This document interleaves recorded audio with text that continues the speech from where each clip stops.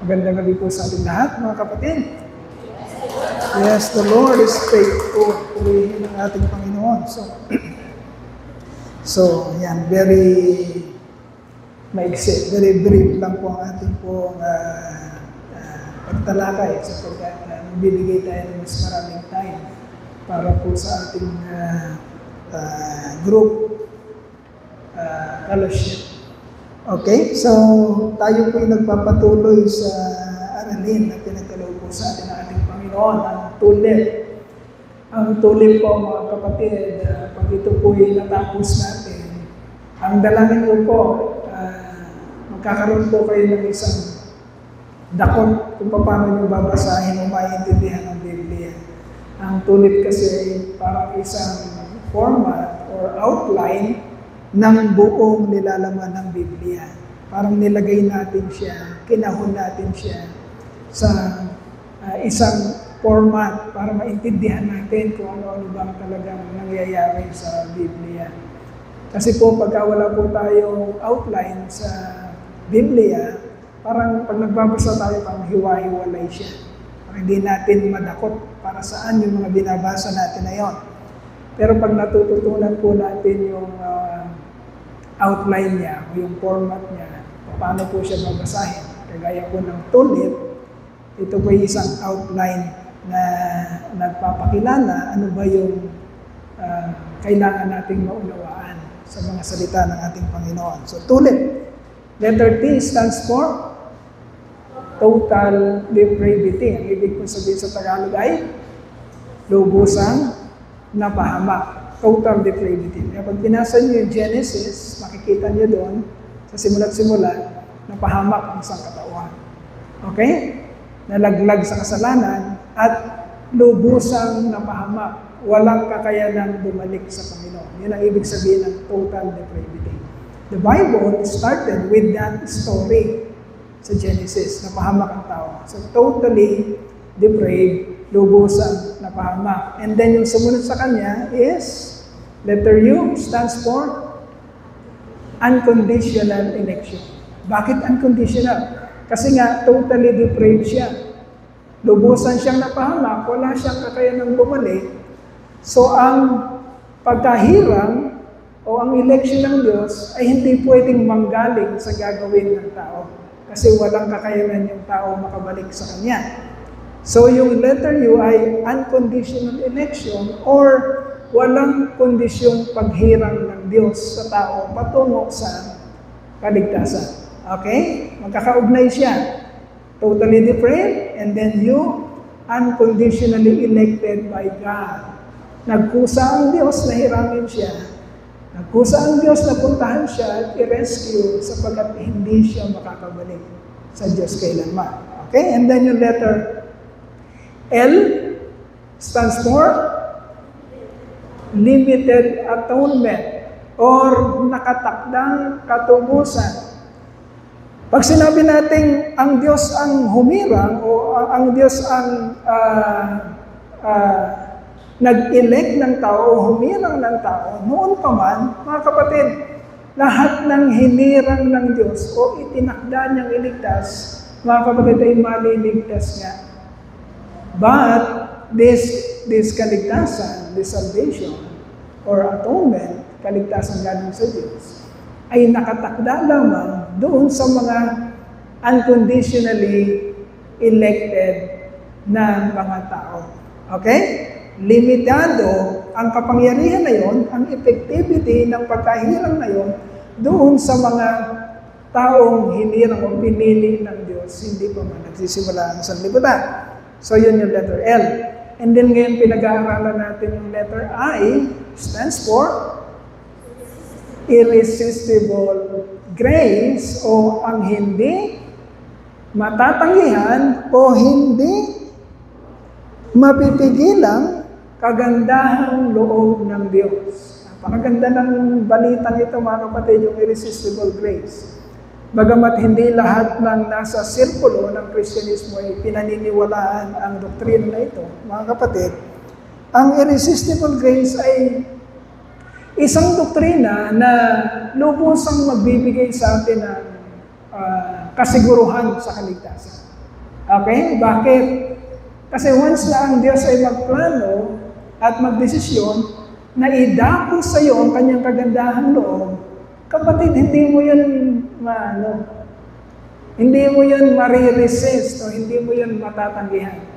Napakainam ng kalagayan ng mga taong hinirang ng Diyos sapagkat ang Diyos, kapag idinako sa tao na yon ang kanyang kagandahang loob, talagang para sa iyo yun. At hindi mo yun matatanggihan. Yun ang irresistible grace. Ngunit nakapaloob sa doktrina ng irresistible grace, mga kapatid, pinag-aaralan natin, maging ang mga pagbabagong nagaganap sa buhay natin. Listen very carefully. Huwag nating patakbuhin ang isipan natin sa kung saan-saan. Para ma-appreciate natin yung beauty, yung kagandahan ng doktrina ng irresistible grace.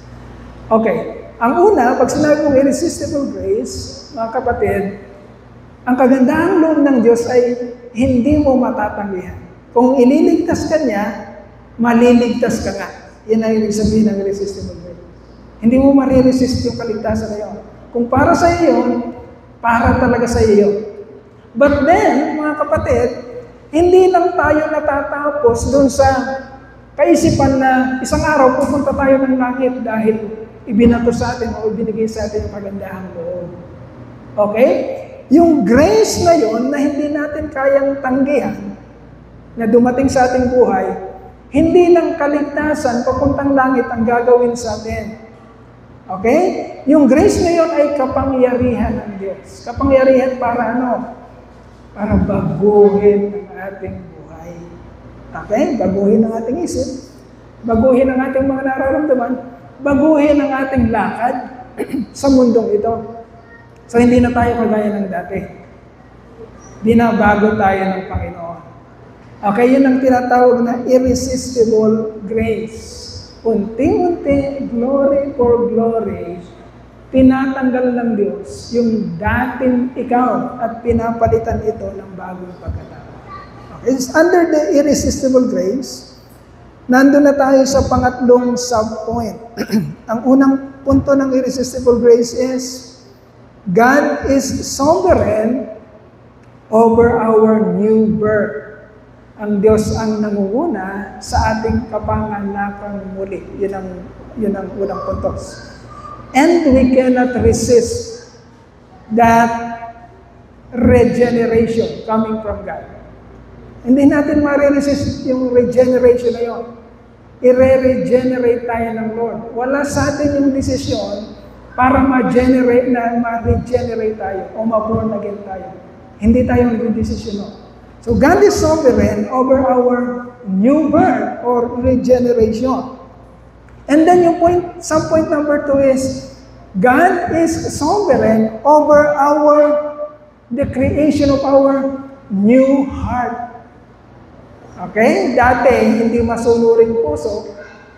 Now, because pinanganak na muli ang Espiritu, nabuhay ang Espiritu, alam na niya kung paano siya makipag-usap, makipag-communicate at tumugon sa Diyos.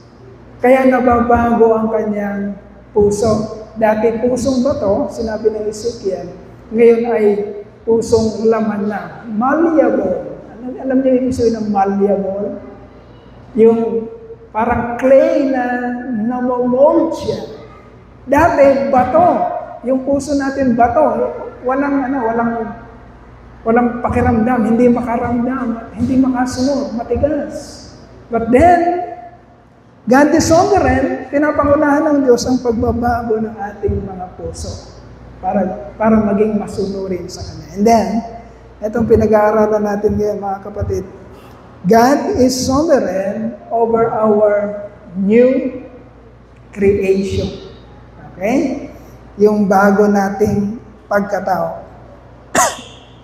Natapos natin yung another sub-point doon sa third sub-point na yun.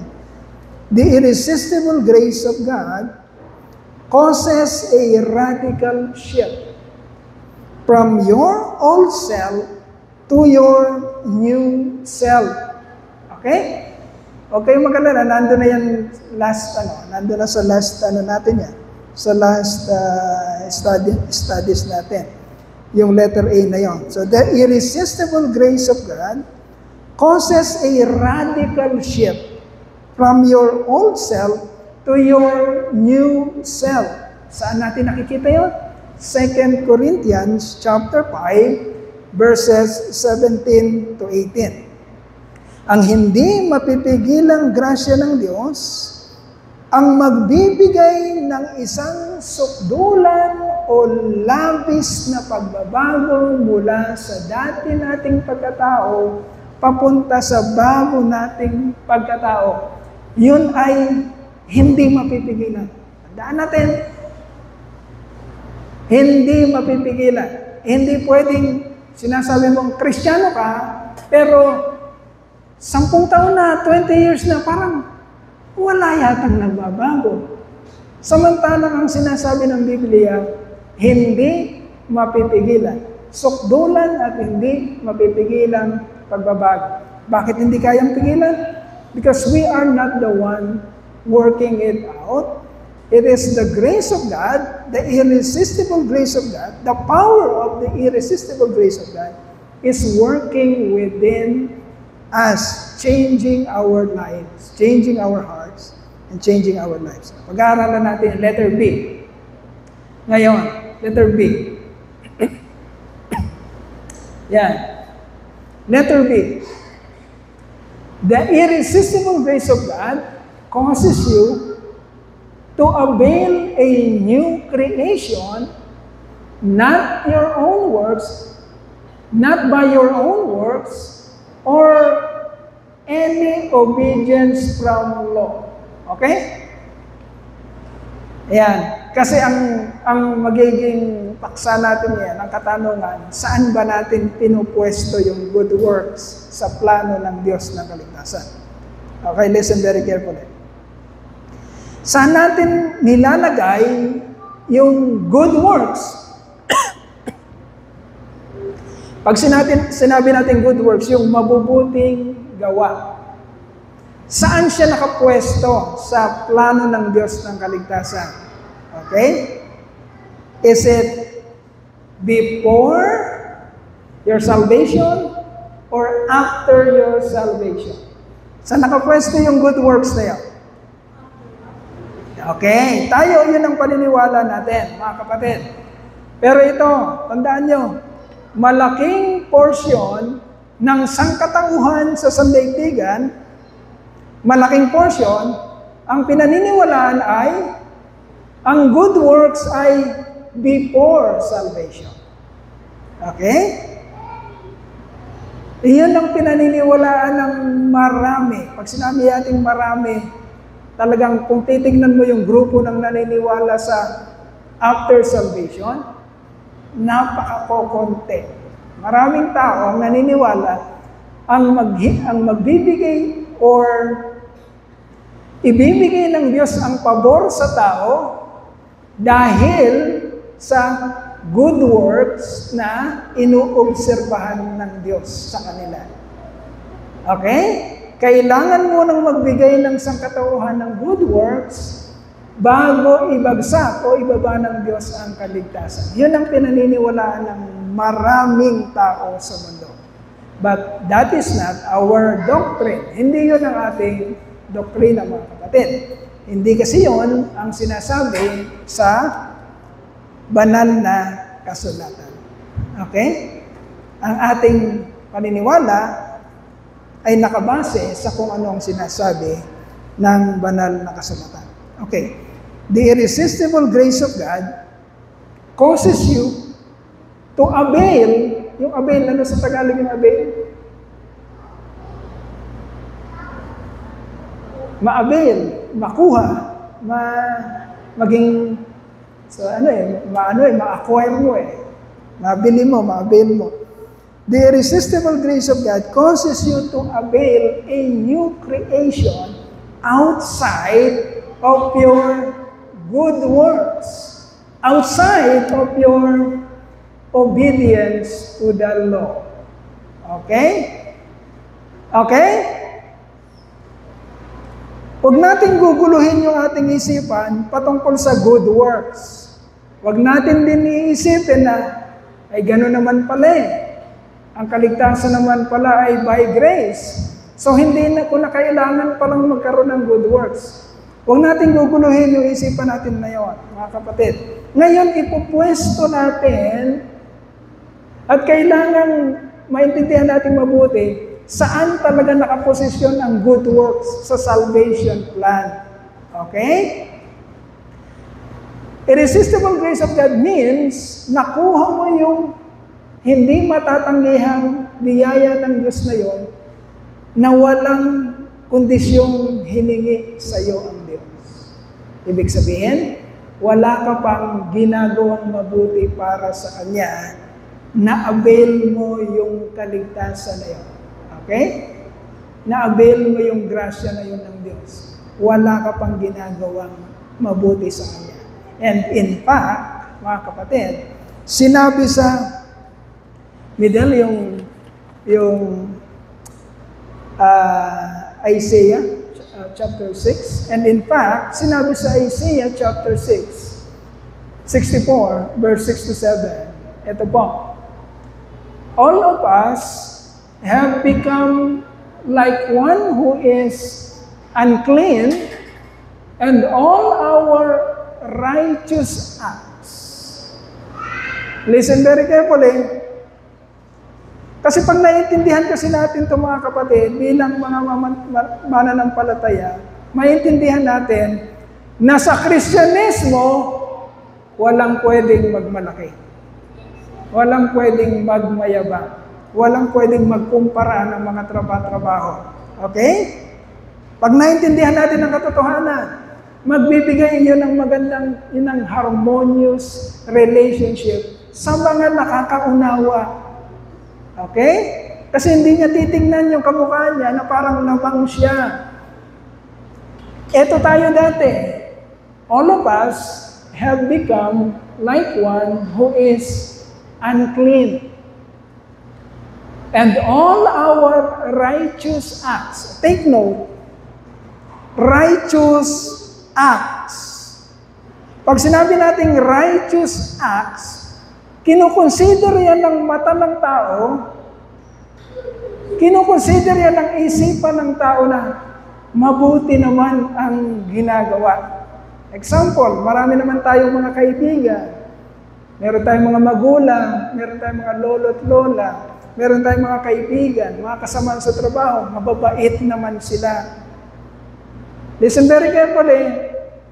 Ginagawa naman nila tayo ng mabuti. Hindi naman nila tayo pinagsasalitaan ng masakit. Gumagawa naman sila ng mabubuting bagay. Nagsisimba naman sila tuwing linggo.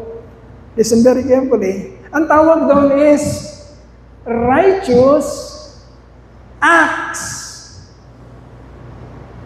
Lahat, sabi ng Biblia, lahat ng ating righteous acts, listen very carefully, outside of the grace of God, every righteous acts outside the grace of God is considered filthy rags. Pastor, bakit ganon? Yun po ang sinasabi ng katotohanan. Kahit gaano kabait si nanay mo, kahit gaano kabait si tatay mo, kahit gaano kabait si boyfriend mo, si girlfriend mo, kung hindi siya nasumpungan o hindi siya pinaglagakan ng grasya ng Diyos, anumang nakikita mong kabaitan sa Kanya, ang tingin ng sangkalangitan ay maruming basahan lamang. At hindi magagamit ng Diyos yung mga nakikita niyang mabubuting gawa na yon sa mga tao na yon para magdesisyon siya na, okay, anyway, napakabait naman ni Michelle. Kahit wala siya sa church, kahit hindi niya ako kilala, kahit hindi ko siya pinatapunan ng grasya ko, dahil napakabait naman niya at napakasipag niya at lahat. Sige na nga. ililigtas ko na siya. Hindi gagamiting materialis ng Diyos ang anumang righteous acts outside the grace of God. Tandaan niyo yan, mga kapatid, nagtatalo dito yan. Nakikipagtalo yung thoughts na yun dito pag hindi nyo naiintindihan ng truth. Okay? At pagka hindi natin naiintindihan ng truth, parang pumapayag tayo. Parang pumapayag itong isip na to na, hindi, mabait naman si tatay, papunta siyang langit. No! I'm telling you the truth, hindi ganun ang sinasabi ng katotohanan. Hindi, wala namang pinirwisyon tao yan, papuntang langit yan, kahit hindi yan nakakilala sa Panginoon. No! All our righteous acts are filthy rags. Bakit? Babalikan natin yung nauna natin pinag-usapan. All human beings are totally depraved. Okay? Sabi ng Romans chapter 3 verse 23, lahat nga ay nagkasala at walang sino mang nakaabot sa kaluwalhatian ng Diyos. Kahit siya yung top 1 sa kabaitan. Okay? Outside the grace of God, kahit top 1 ka sa kabaitan, top 1 ka sa kasipagan sa lahat ng tao sa mundo, kahit top 1 ka sa pagiging human being sa kabaitan, hindi pa rin magagamit na materialis yun para iligtas ka ng Diyos. Wala lahat doon. Okay? Ang kaligtasan ay nakasalalay sa irresistible grace of God. Ang hindi matatanggihang kabutihan, kagandahang loob ng Diyos na ibinibigay niya kanino? Sa kanyang mga hinirang. Now, ang isa pang kontrobersiya, mga kapatid, ang mga maliligtas ba, yung mga nakikinig lang ngayon, yung mga nakapasok lang sa Truth and Life Christian Church, mga kapatid, hindi natin alam. Okay? Tayo'y nag-aaral, pero si pastor at kayo, kailanman hindi nyo mahuhusgahan kung sino-sino sa atin ang ligtas. Okay? Hindi tayo kagaya ng ibang relihiyon na sasabihin natin, basta pumasok kayo ng Truth and Life Christian Church. Doon, tinuturo ang kaligtasan at kayo ay magiging ligtas pag pumasok kayo. No! He will not do that. He will not judge salvation. Pinagsusumakita nating maunawaan para makita natin sa ating sarili personally. Hindi para ipulis ang bawat isa. Sino ba dito ang ligtas? No! Titingnan mo ang iyong sarili. Tumutumpak ba ang sinasabi ng Biblia sa nangyayari sa buhay mo, kapatid? Okay? Yun ang una. Ngayon, kung nakikinabang ka at napapatunayan mo, na-experience mo ang kagandahang loob ng Diyos, hindi mo mapipigilan ngayon ang trabaho at kapangyarihan ng grasya na yon na magamit ka ng Diyos para maipaunawa sa mga gusto niyang iligtas ano ang ibig sabihin ng grasya ng Diyos at paano ito nararanasan ng ating mga buhay. Okay? So, yun yun. All our righteous acts are like filthy rags. We all swivel up like leaf, and like the wind, our sins swept us away. Yun ang kalagayan natin dati. Okay? Kaya ipopwesto natin ang good works ngayon. Ang good works, necessary, hindi para sa ating kaligtasan, at hindi para i-maintain ang ating kaligtasan.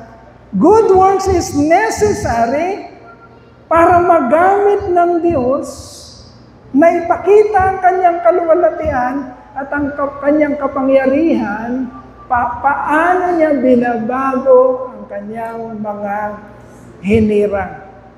Hindi kasi pwedeng magsinungaling ang Biblia at hindi pwedeng mawawalan ng mababaliwala o mawawalan ng kapangyarihan ng pinagplanuhan ng Diyos. Hindi po man nagsisimula ang sanlibutan na para bagang nagplano siya, pero yung plano niya, hindi niya na-carry out.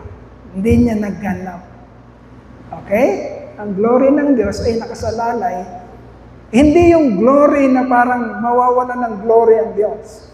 Ang glory ng Diyos sa mga mata ng kanyang mga creation ay nakasalalay sa kung paano niya ipapamalas, i-display ang kanyang kapangyarihan sa pagbabago ng buhay ng kanyang mga hinira. And that change in our lives, my dear brethren, is irresistible. Okay? Kaya iko-combat na natin ngayon, yung iko-combat sa Tagalog, nalabanan na natin ngayon yung mga salitang nagsasabing ang kaligtasan ay sinabi lang ng bibig. No. Hindi ganun na sinasabi ng bibig. Ang kaligtasan, mga kapatid, ay nagsimula sa Diyos at ginagawang, dahil sa kapangyarihan ng Diyos, ginagawa niyang makabuluhan na nangyayari sa buhay ng kanyang mga hinira. Because our last letter sa acronym, sa acronym na TULIP, ano yung last letter? P. Ano ibig sabihin ng letter P? Perseverance of the saints. Okay? Kapag nasa iyo na yung grasya na yun ng Diyos, mga kapatid, magsusurface, magiging evident sa buhay ng mga hinirang ng Diyos ang isang mapanagumpay na buhay. Perseverance of the saints. Mapanagumpay na buhay ng mga hinirang. Now, kaya lagi natin sinasabi, mga kapatid, listen very carefully. Lagi nating binabanggit yan. Sapagkat ang lahat nagsisimula sa pagkaunawa. Ang kapangyarihan ng Diyos na palayain tayo, iligtas tayo, papangyarihin sa atin kung ano yung gusto niyang papangyarihin, ay nagsisimula sa pangunawa.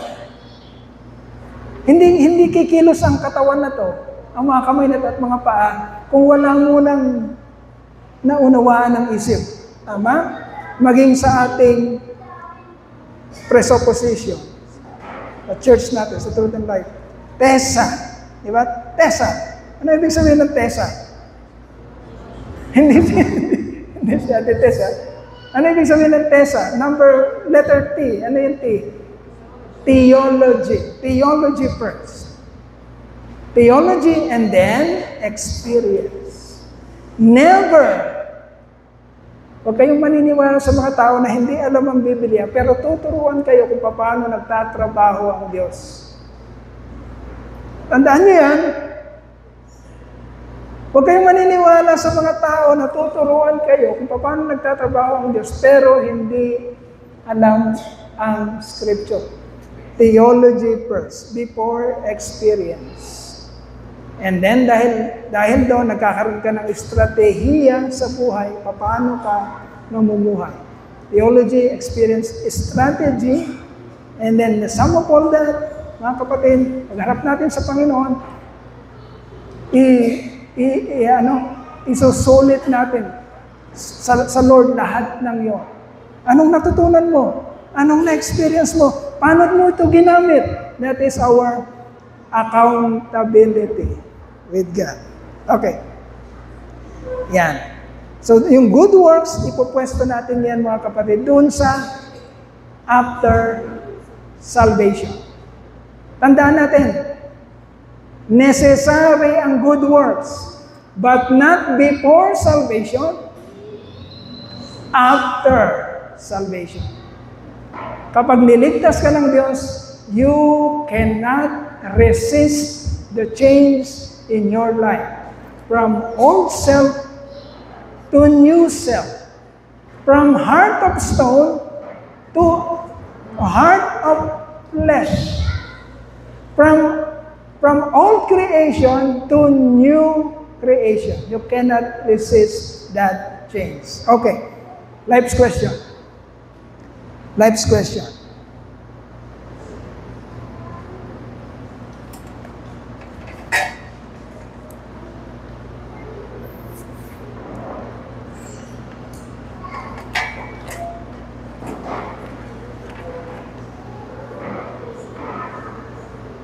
Ayan, life's question.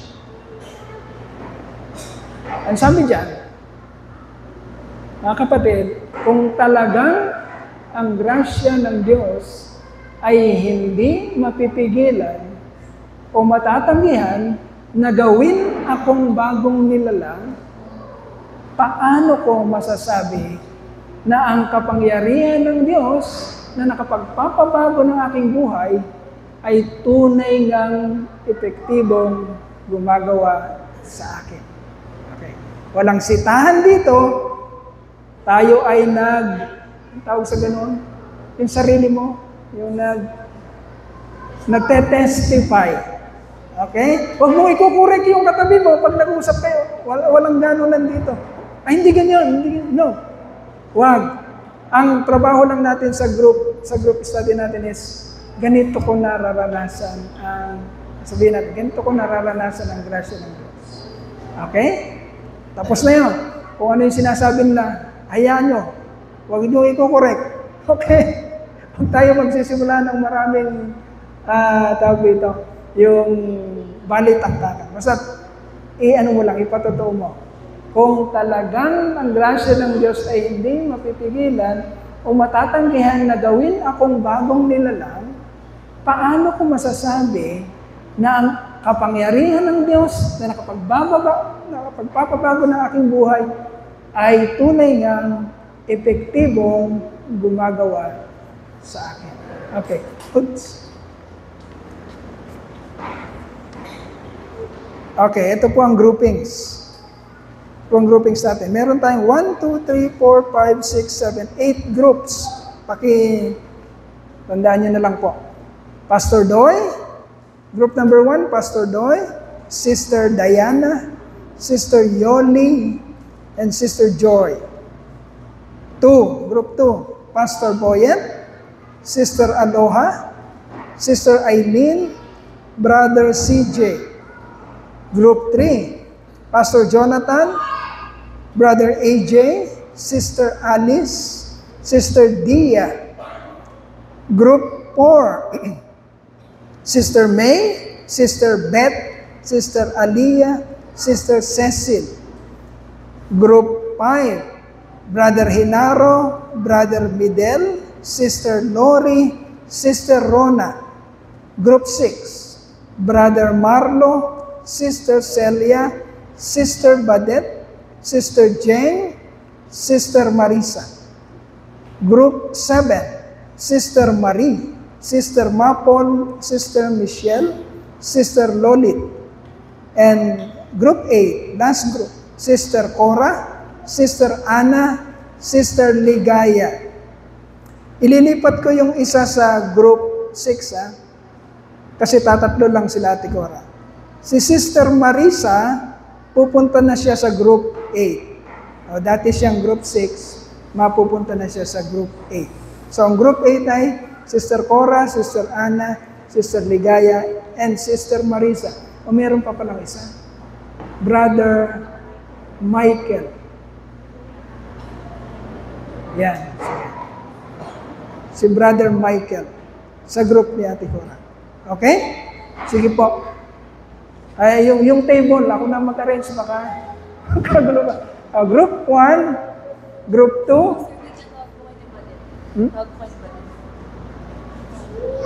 Okay na?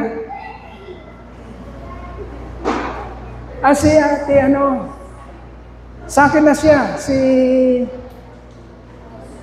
I'm sorry, hindi ko na maalala. Si Nanay Luz, I'm sorry. Si Kuya Al po doon. Nabanggit ko si Kuya Al? Hindi ko ba nabanggit si Kuya Al? Kuya Al.